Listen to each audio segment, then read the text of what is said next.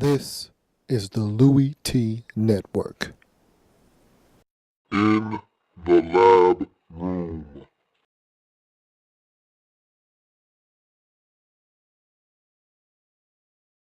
Welcome, you are in the lab room. I'm your host, Lou. Thank you for joining me. It is Wednesday. You know what that means. Soul Survivor here in the lab room for week number 11 in the National Football League. But before we can do that, we have to take a look first at the Week 10 Pick'em Weekly Review. And I have to tell you that unfortunately, this week in Week 10, last week in Week 10, Soul Survivor pick didn't go over well. I gave you a dud. If you took that pick and you ran with it, you were eliminated from your Soul Survivor pool. And I apologize. Again, didn't really see what was to come in that Indianapolis Colts game. They were absolutely massacred at home by the St. Louis Rams. They were steamrolled. They were ambushed. They didn't see that coming either. I mean, who expects to go into a game when they're the heavy favorite to get steamrolled by 30?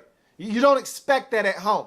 And so they got slapped in the mouth. I got slapped in the mouth. We both took L's on that football game. So a little disappointed in the Indianapolis Colts for not allowing me to go to 9-1 on the season for Soul Survivor picks. That drops me to 8-2 on the season. So I've been relatively consistent this year with the picks. Had a couple of duds. Atlanta, again, before I found out they were a fraud. And I had already mentioned that I thought this team could be in some trouble this season in terms of winning games and winning that division and repeating the success they had a season ago. Had already mentioned that, but I didn't see them losing at home to the Jets. They did. And now I didn't see Indy losing at home to St. Louis, and they did. So I'm 8-2. And I told a lot of people, I told you last week, on this very program, stay away from Jacksonville. Eventually, they'll bite somebody. Now, I said it was going to be in a division. Check. I said it was going to be at home. This game was not at home for Jacksonville, but somehow they still managed to win. And I told you, if it's family business, if they're on the road, leave them alone. Because you have to account for a team being at home. You know, the difference between a team being at home and on the road, a lot of times, is the difference between winning and losing. And also, if it's family business, throw home and away out of the window. It's two teams that know each other extremely well. Forget about the records. All of that stuff means absolutely nothing. These two teams are going to give it everything they've got. And the outcomes sometimes can be very surprising, and the records can be misleading when talking about teams within the same division. That family business that took place on Sunday in Week 10, Jacksonville, Tennessee, surprised a lot of people, including the people that were remaining in my survivor pool. I'll explain that later, but I went relatively solid. I told you I went out on a limb in Week 10 with a lot of my picks because the Redskins didn't get it done. I just felt like, what the heck? Why not? That was the type of week I was having up until that point. And so what I said was, I'm going to go with my off sheet. I'm not going to go with my main sheet. I'm not going to go with the status quo sheet. I'm going with the off sheet. The picks that maybe won't go over so well once the weekend is over. But I don't care. That's the type of mode I was in. And I said, hey, I'm going to find a way to get it done, even though I'm picking a lot of games and a lot of teams that might come back to bite me. And hey, look at your boy. I still managed to go 8-6. Could have been a lot worse, could have been a lot better, but at the end of the day, middle of the pack, I'll take it because of what I was able to do. Look, when you lose a game where you pick a team that should win at home versus a winless team, you got to take that one. I lost the Jacksonville game. Jacksonville got it done. Kudos to them for getting their first win of the season. So Tennessee yielded me a loss. You look at another game that I lost, the Indianapolis Colts game. Again, that's my Soul Survivor pick of the week. Did not expect to lose that game, but I did. So that's a second loss. We know the Redskins lost on Thursday Night Football. I hate getting off to slow starts on weeks with a Thursday night loss. That was a huge, huge, devastating blow to me because what that did was it sent me into a sort of malaise going into the weekend, and my head wasn't right. Some of the judgments that I made, I didn't make good calls. And so, yeah, I paid for that. So the Redskins lost, that's a third loss. I picked the Packers to beat Philadelphia. One of those calls that maybe I shouldn't have went with. But again, who could have predicted that Seneca Wallace would go down on the second drive of the game and it would be the Scott Tolzien show in Green Bay? I know I certainly didn't. And I thought that Seneca Wallace could do enough to beat the Philadelphia Eagles at home. He didn't play. You got Scott Tolzien. He made mistakes. Eagles win the football game. That's a fourth loss for me. I went on a limb. I told you I was going out on the limb in week number 10. I picked Atlanta to beat Seattle. Seattle returning to the scene of the crime last year's divisional round playoff game where they were ousted by these Atlanta Falcons. I said, hey, they're getting Roddy White back. They're getting Sean Witherspoon back in Atlanta. Look for them to play some inspired football against one of the NFC elites. What are you thinking? Absolutely not. It was a blowout. Seattle dominated from start to finish. That's a fifth loss for me in week number 10.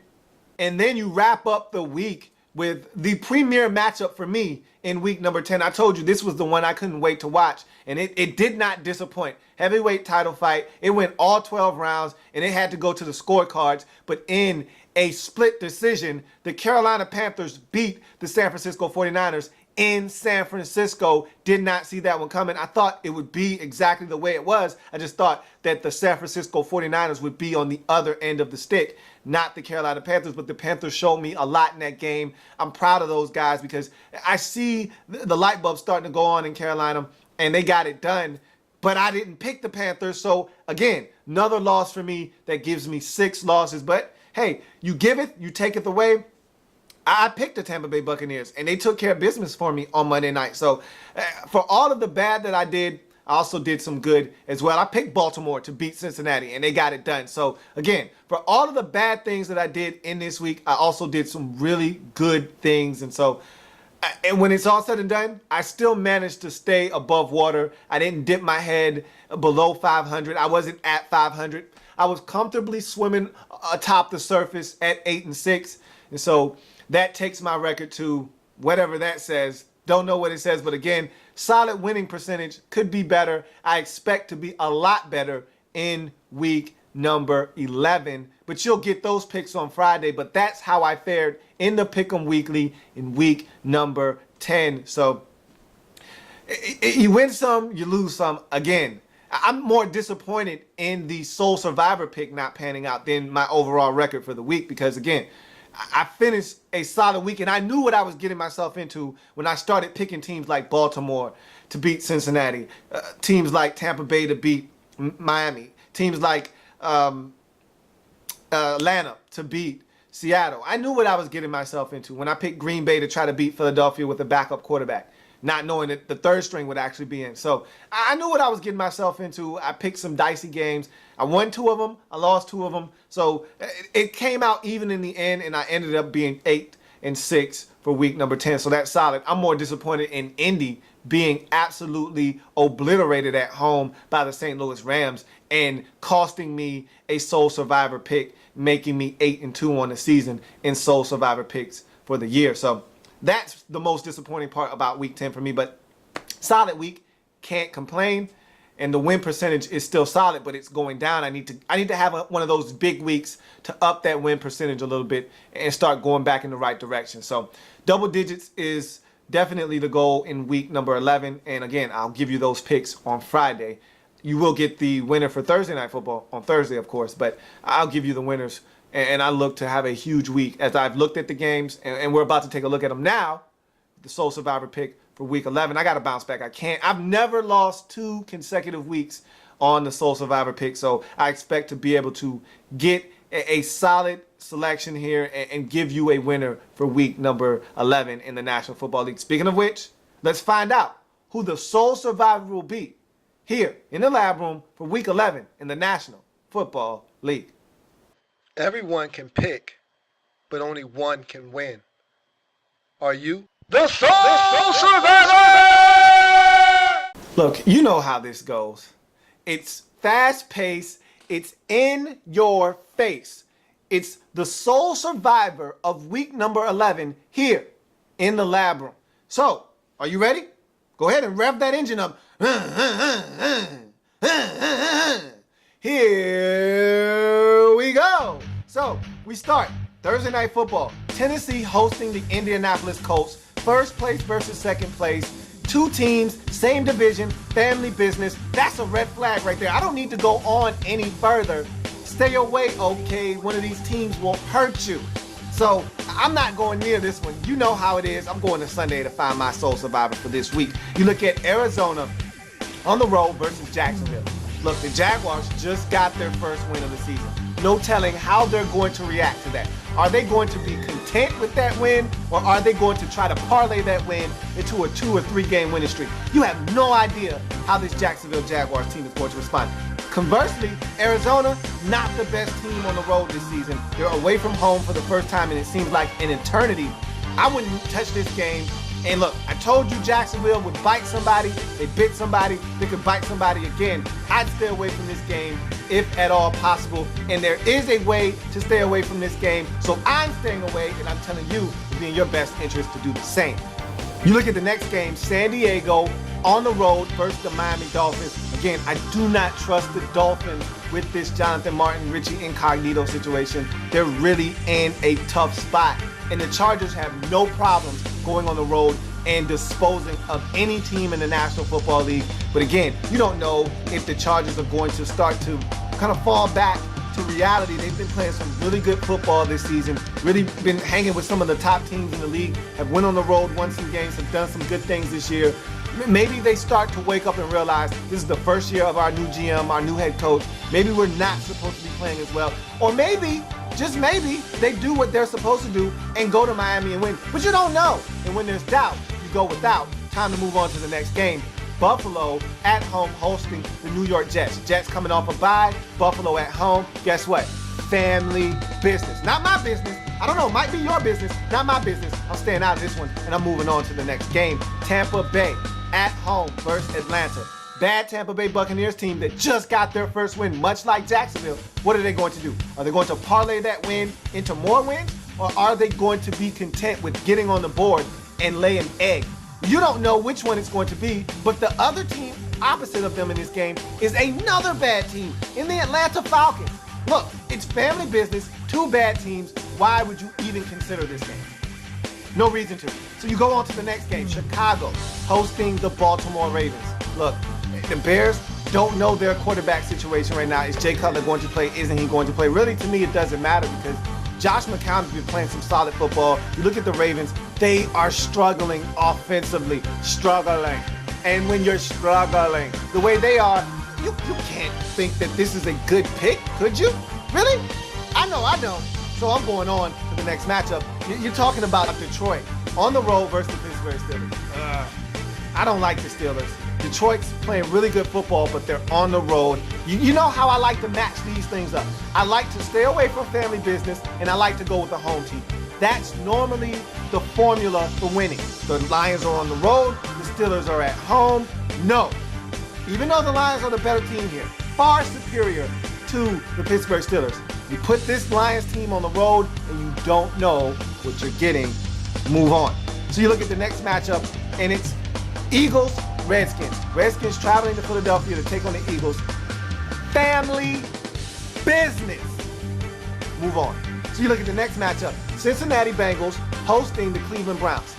Family business. These two teams have already played once this season. Browns were on the winning side of that. You don't know what's going to happen here. Again, Battle of Ohio, family members, no.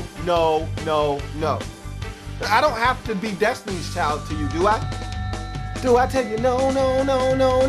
Then you say yeah. I'm telling you no, okay? No. So you look at the next matchup, Houston hosting the Oakland Raiders. Ding, ding, ding, ding. This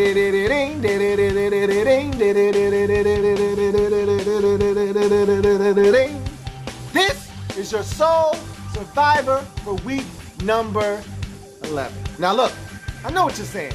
You're asking me to trust a team that's 2-7 on a 7-game losing streak. Head coach coming back from a stroke. He's trying to ruffle feathers by not selecting a starter for the rest of the season. Why does this make any sense? Okay, look, hear me out. Last year, I had to ask you to pick the Jets. I had to beg you to take the Jets over the Cardinals. And that game ended up being 7-6. Okay? Wasn't my proudest moment as a prognosticator, nor a sole survivor picker. However, sometimes you gotta make tough decisions. And look, if you're in a survivor pool, you probably don't have access to the Seattle Seahawks, and I'll talk about them in a little bit, but you probably don't have access to the teams that could yield you an easy victory. And if you look at this slate of games, there's not any easy victories. Look at this game for what it's worth. If Gary Kubiak does the right thing, and I'm pretty sure he will this week by starting Case Keenum, this guy's been electric. Andre Johnson, the one and only DRE, has been on a tear, and he's been catching passes all over defenses. The Raiders are going to give it up in the secondary. The Raiders right now are struggling offensively, and they don't know who their quarterback is going to be. This is the problem you have when you release Matt Flynn. Even though he stunk it up against the Redskins and they struggled offensively when he was in the game, you don't have a competent backup after Terrell Pryor. And Terrell Pryor is banged up. He's got a sprained MCL or Achilles or something. He's got something going on in his knee. And I want to say it's a sprained MCL or a sprained ACL, something to that effect. And so he's not right. And if he's not right, this offense isn't going to produce. We know the Houston Texans can play some defense. And this Raiders offense isn't a juggernaut. Expect the Texans to take it to the Raiders defensively, force some issues, some turnovers, score some points, and expect Case Keenum, if in the lineup, and I believe he will be, to really be able to exploit this Raiders secondary with the one and only DRE and company. The Texans are going to win this game. Trust me on this one. I got you here. I would not let you down. I would not let you down 2 weeks in a row. Trust me on this. I won't do it. I got you. Texans going to get it done against the Raiders. You got my word on this one. That's your sole survivor for week 11. But just in case you don't believe me, you think it's something better out there, let's keep going. You look at the next matchup, Green Bay at New York to take on the Giants.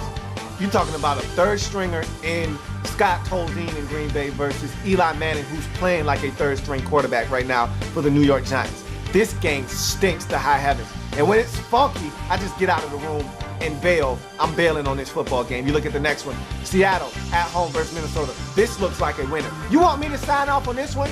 Winner, winner, chicken dinner. Bring me the permission slip. Bring it to me. Come on, bring it over here. I will sign my John Hancock off on this one. But I tell you what, you've probably already selected Seattle in your sole survivor pool. If not, then this is a good pick. But remember, Seattle struggled 2 weeks ago at home versus Tampa Bay with a team that can run the football. This Minnesota Vikings team, if Seattle isn't careful, can run the football.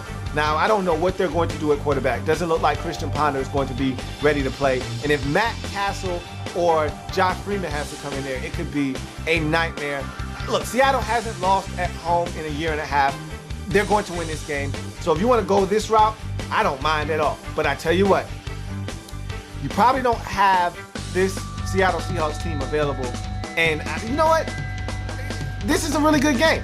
But again, Houston is definitely an option for you because you probably haven't selected them at all this season. So that's an option, and they're going to win against the Oakland Raiders. With Minnesota, you just don't know. But again, I expect them to be able to dispose of the Vikings at home. So this is a good pick as well. But Houston is going to take care of business. I guarantee it. You look at the next game. New Orleans hosting San Francisco. This is a really good football game between two teams that are going to make the postseason this year. However, that's where you stop trying to rationalize picking this football game because it's too good of a game between two powerhouse teams in the NFC. Once you start talking about the creme de la creme, you gotta keep moving on. You keep moving on to the next game, which sees us Sunday Night Football, Chiefs, Denver. 8-1 versus 9-0. You go to Monday night, New England on the road versus Carolina. 7-2 versus 6-3. 5-game winning streak versus what? Maybe 3-game winning streak? Doesn't matter. It's Brady and the Patriots versus Cam and the Panthers. Highly anticipated Monday Night Football game. No. So, that takes me back to my original point. The Houston Texans are going to get it done. And yeah, if you want to go with Seattle, I don't have a problem with that. I don't. But Houston Texans are going to take care of business, and they're available for you. Take the Houston Texans in week number 11 because they are The Soul Survivor! absolutely. That takes us straight. You know what time it is. I don't even have to say it. Let's tack on this quick extra point. All right, so I've been talking to a great friend of the show, Flash, and Flash has given me some great ideas over the last few months or so. He's always a guy that chimes in with his opinions, and I greatly appreciate Flash for all that he does. Watching, commenting, suggestions, critiques, all of it. Flash is my guy. And so Flash has given me another idea. He's like, hey man, I really enjoy doing the Pick'em Weeklies with you. And so I think it would be an awesome idea. And I struggle with this because I have so much on my plate already that I didn't want to do this at the outset of the season. But I thought about this. Trust me, I thought about this long and hard. But I said, it's just not the right time. I got too much going on with my Soul Survivor pool. And I'm doing the Pro Football Central thing. But now that my schedule is starting to kind of clear up, I'm starting to become a lot more confident and competent, more importantly, in what I'm doing. And everything is starting to be a little bit more fluid. And I'm starting to free up a little bit more time on my schedule. I think this is something I can juggle right now. So what I'm asking for those of you within the sound of my voice that are watching this video, if you want to participate in a Pick'em Weekly with me, simply send me your picks for the week. And of course, it has to be in by Thursdays. So if you don't get it in this week before Thursday, that's fine. I just want to see your picks, see what you're working with. And, you know, I can go down the list. What I'm trying to do is if I get enough people, I want to turn this thing into this huge Pick'em Weekly tournament where, you know, we go week by week, record by record, game by game, and we keep a running tally for the whole entire season. And then there's a champion at the end. And, you know, maybe do a little playoffs thing. And, you know, I want to really make this into a big deal. I'm going to have a trophy that I give out, maybe a monetary cash prize if we have enough people, if we can all come to some sort of agreement on, you know, what would be a good buy-in to the pool. And so this could turn into something huge here on this channel. And so I think I'm ready to start kind of going through the initial preliminary stages of this. So what I'm asking from everyone out there that's watching is to send me pics if you want to do this. Send me pics, and I want to see how this is going to turn out.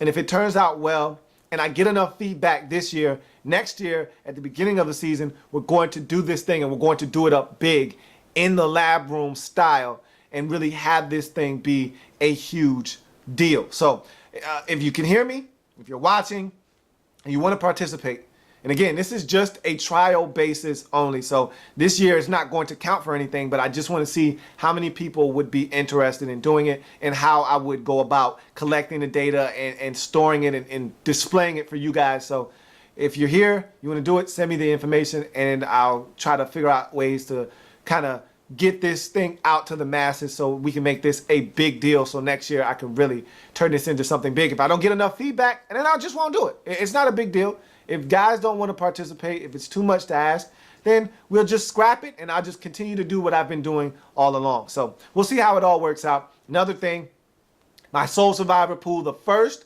ever in the lab room Soul Survivor pool, was a success. 15 participants at the start of the season, and it was down to the final two in week 10. Both selected Tennessee to beat Jacksonville. Both of them lost, which means there's no winner in this year's Soul Survivor pool. Again, only one can win, none won, so the NFL ultimately won this pool. Gotta love the National Football League. Expect the unexpected. And so nobody won. It was a blast doing this Survivor pool. And for those of you who never have played before and you finally played and you saw how this thing works, it's tough.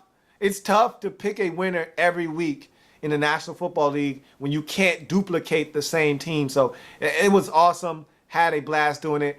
I thank all of those who participated, and unfortunately nobody won, but that's the nature of the beast called the National Football League and the Soul Survivor Pool. So one last tidbit, and on a somber note here to wrap this thing up here in the lab room, NFL lost another great player way too soon from the glory years of the Oakland Raiders. Todd Christensen, the tight end, the very outspoken tight end. And that's why I loved Todd Christensen. Very colorful, very cut right to the chase. I mean, he wasn't a guy that minced words, and he said what was on his mind. And that's why I love him and Atkinson. You get just about as raw emotion out of those two guys as anybody on those Raiders teams. And so I love George Atkinson, and I loved Todd Christensen, and now he's gone at the age of 57 from complications from surgery. And so that's very disappointing. I mean, again, here's a guy that was colorful, and he used that personality that he had to parlay it into a broadcasting gig for NBC, and he was great at it. And again, a guy that was, he used his words well, and he didn't mix those words up. If he had something to say, you were going to hear about it, and he did it in such a very classy yet funny way. It's going to be a very somber time in Oakland with the passing of tight end Todd Christensen, gone at the age of 57. I tell you one thing though, heaven is assembling one heck of a team, that is for sure, as they add another all-pro member to that group in heaven. So that's going to do it for this edition of In the Lab Room. I thank you for joining me here on the program. If it happens in the National Football League, whether big or small, we cover it all here in the Lab Room. Thank you for joining me here on the Wednesday edition. Come back on Thursday. I'll quickly break down Thursday night football, give you the extra point, and skedaddle. So I'll see you on Thursday. Have a good one. Like the content? Want more? Sub up. In the lab room.